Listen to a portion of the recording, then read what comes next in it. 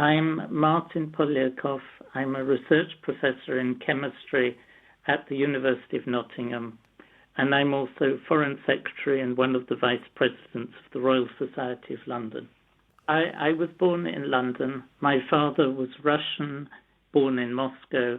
My mother was English, born in London, and didn't speak a word of Russian.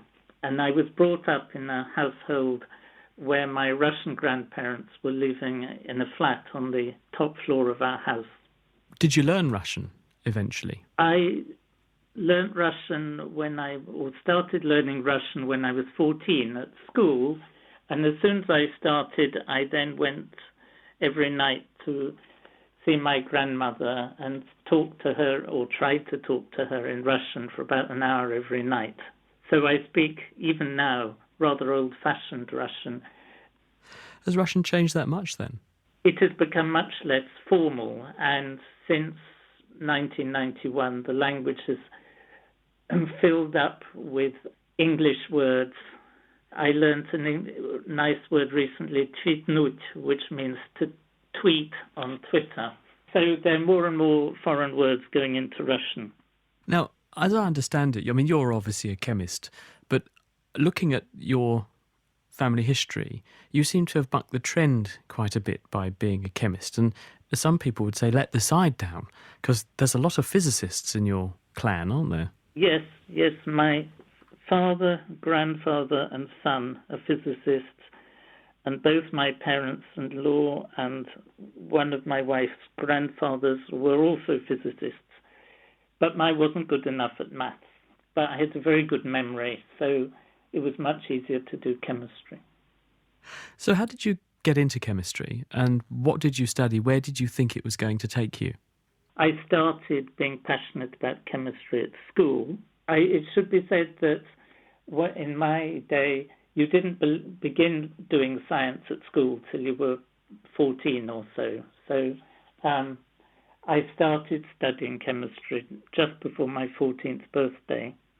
And I then and now am very keen on buying books, and I bought a lot of second-hand chemistry books, often from the sort of late 19th century, and I read them all, so I had quite an encyclopedic knowledge of chemistry, possibly rather out of date, but at least full of facts.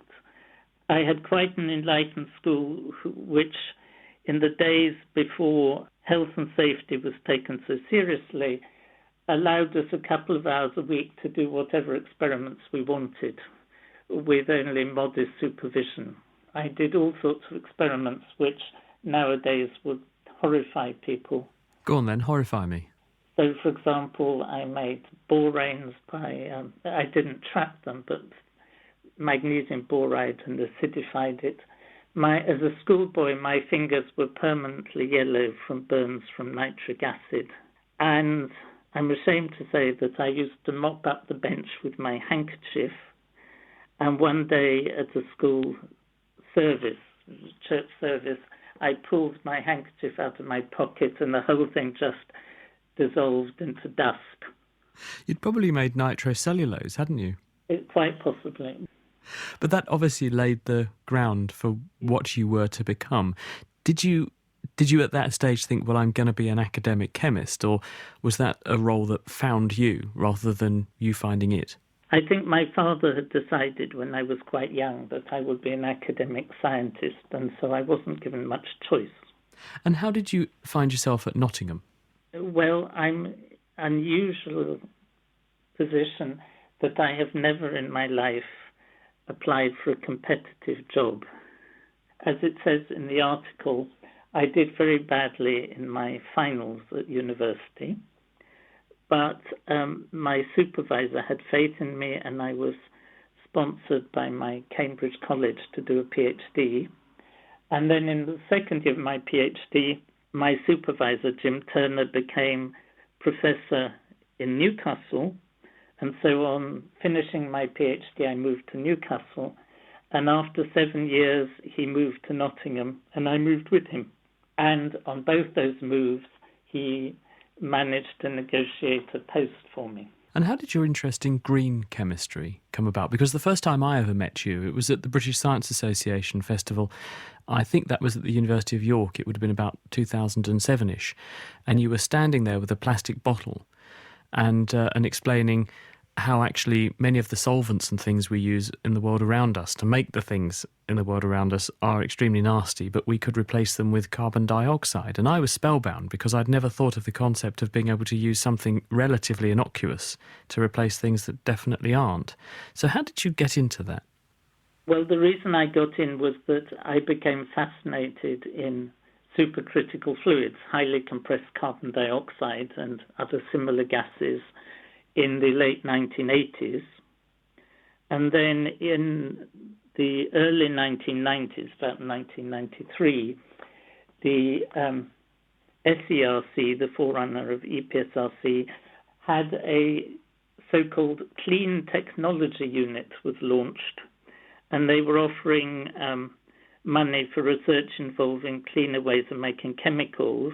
And through our interest in carbon dioxide, we were well placed to try some of this out. Once I started, I was completely hooked. And so now you've gone on, obviously, to develop this into quite a formidable research interest, haven't you? Well, now it's really my entire research interest. And I've always been rather bad at making chemicals in the lab, personally. And so I have, for the last 20 years or so, been obsessed with trying to build machines to make chemicals. So you pump chemicals in, you pass them over a catalyst, and out comes a product. So our research group has developed a very strong interest in so-called continuous reactions, which are, of course, common on large-scale industry. They're less common in research labs, though in the last 5-10 years, they have become more fashionable in research labs. Turning to your Russian roots for a second, have you found, as a chemist who speaks Russian, which must be pretty unusual in Britain, that this opens doors for you with Russia today? Yes. I should say straight away, it's not unusual now, because there are lots of Russians working in the West. I have 2 Russian colleagues in Nottingham alone.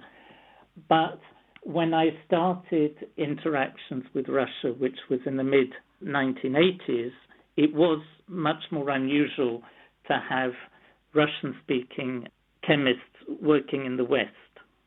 And I think the reason, at least to begin with, why this was very useful is because my Russian counterparts could speak English quite well when they were talking about lasers or their particular area of research, but they were totally lacking in the vocabulary to carry on a conversation over dinner or a glass of wine. Whereas I was the other way round. I couldn't say anything about chemistry in Russian, but I could chat socially indefinitely. So this was quite a good combination. But how did you also then spread your wings into another continent, Africa? Because you've also actually had quite a lot of success in some African countries, Ethiopia amongst them. That was purely due to chance. My son, about 2 years after he graduated in physics, decided he was bored working in industry and that he would go as a volunteer physics teacher to rural Ethiopia. And a year after he went, I and my wife went to visit Ethiopia, to visit Simon, and I gave an impromptu talk on green chemistry.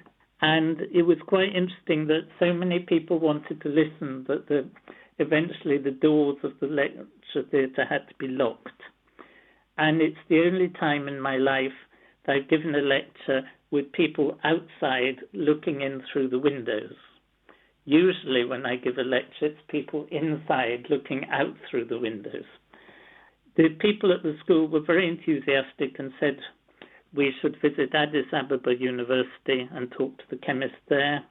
So we went to Addis University a few days later, and we met a woman lecturer, Dr. Nigis Dasfor, who was coming down the stairs in a great hurry And Simon spoke to her in fluent Amharic, and she was so amazed that she forgot what she was doing and turned round and showed us round the department.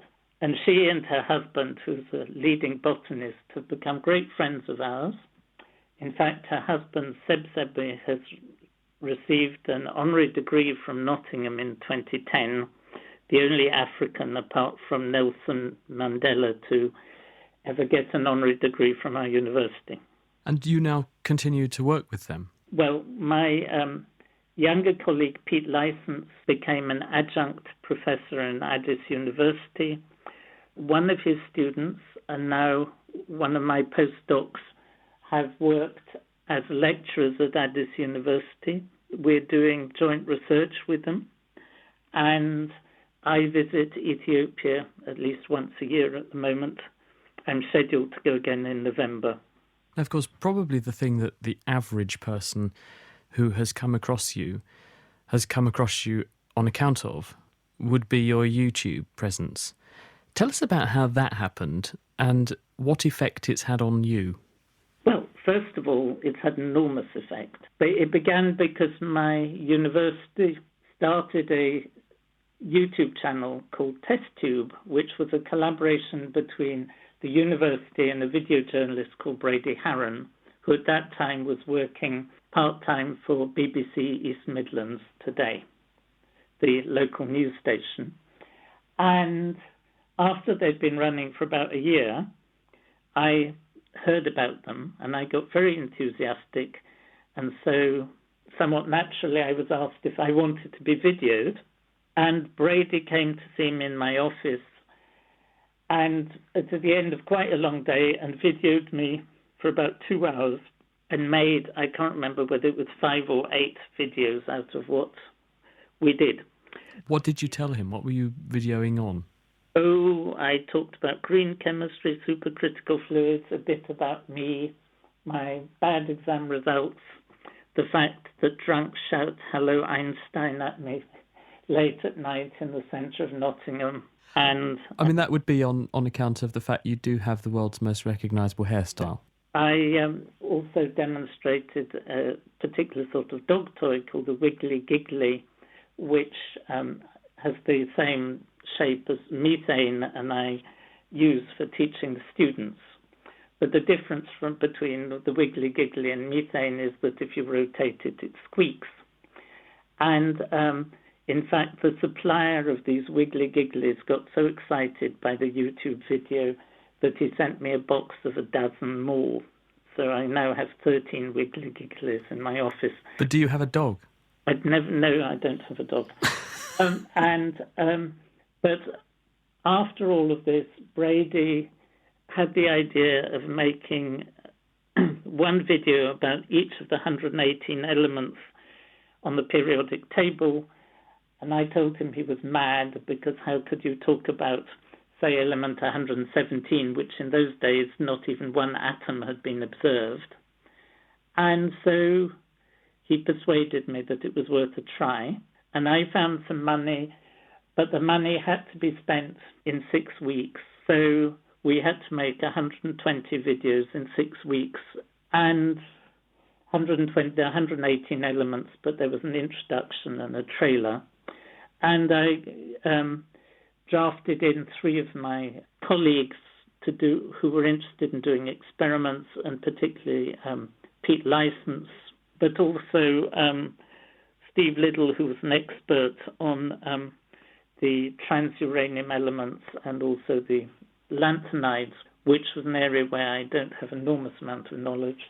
And because we were in such a rush, I had to make a very arrogant decision. There wasn't time to look anything up.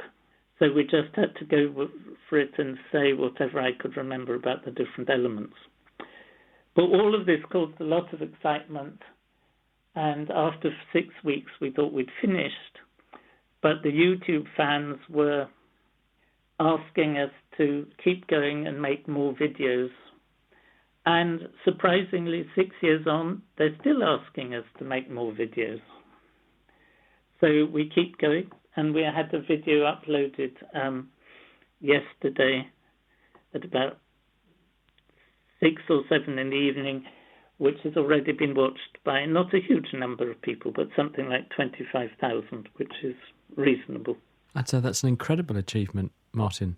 Are they actually watching it for the science, or do you think it's something else as well? Do you think it's your unique personality? Because you do bring a very compelling style to the way that you expound and talk about things, and you make them intrinsically very interesting. So do you think it's a combination of the science and you thereafter? Or do you think that these are just so interested in the science that that's what they're coming for? Well, I think that they watch because they are interested. They're interested in the science, and I think that part of the success of at least the part that I'm involved in is the fact that I look like a typical scientist, and people expect me to be rather boring, and the fact that I'm quite funny is a very strange contrast. I mean, for example, I got an email yesterday saying, my name is Robin, I'm a 15-year-old boy, and I live in the Netherlands. Some persons call it Holland. Because of you and your team from periodic videos, I want to study chemistry.